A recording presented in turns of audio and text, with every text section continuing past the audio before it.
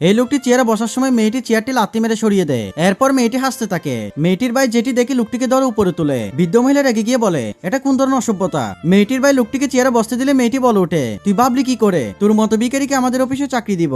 কি নোংরা একটা কাপড় পরে এসেছিস, গন্ধের জন্য অফিসেই থাকা যাচ্ছে না। লোকটি কান্না জড়িত কণ্ঠে বলে, আমি এখানে আসতে চাইনি, আপনার মা আমাকে আসতে বলেছে। তখন মেয়েটি বলে, আমার মা তোকে আসতে বললেই কি তোর আসতে হবে? তখন লোকটি বলে, একদিন আমাদেরও আপনাদের মতো কোম্পানি ছিল, আজ আমরা গরিব বলে আমাদের কি কোনো মান সম্মান নেই? আপনাদের মতো বড় লোকদের টাকা থাকতে পারে কিন্তু কোনো মনুষ্যত্ববোধ নেই। আমাদের প্রতিদিন কত অপদস্থ হতে হয় সেটা আমরা জানি। আপনারা বড় লোকেরা শুধু গরিবদের নিয়ে মজা করতে জানেন, কিন্তু একবারও আমাদের কষ্ট বোঝার চেষ্টা করেন না। এরপর ছেলেটি যেতে চাইলে মেয়েটির ভাই তাকে থামিয়ে বলে, আপনার বাবা আমাদের সহযোগিতা না করলে আজকে আমাদের কোম্পানি হতো না। তখন লোকটি রেগে গিয়ে বলে, আপনাদের সাহায্য করতে গিয়ে আমার বাবা পথের ফকির হয়ে গিয়েছে, আপনারা আজকে তারই প্রতিদান দিয়েছেন। এরপর বন্ধুরা কি হয় সেটি দেখার আগে তুমি যদি তোমার মাকে সত্যিকারে ভালোবেসে থাকো, ভিডিওটি একটি লাইক দিয়ে চ্যানেলটি সাবস্ক্রাইব করো এবং তোমার মাকে যত বেশি ভালোবাসো তত বেশি কমেন্টে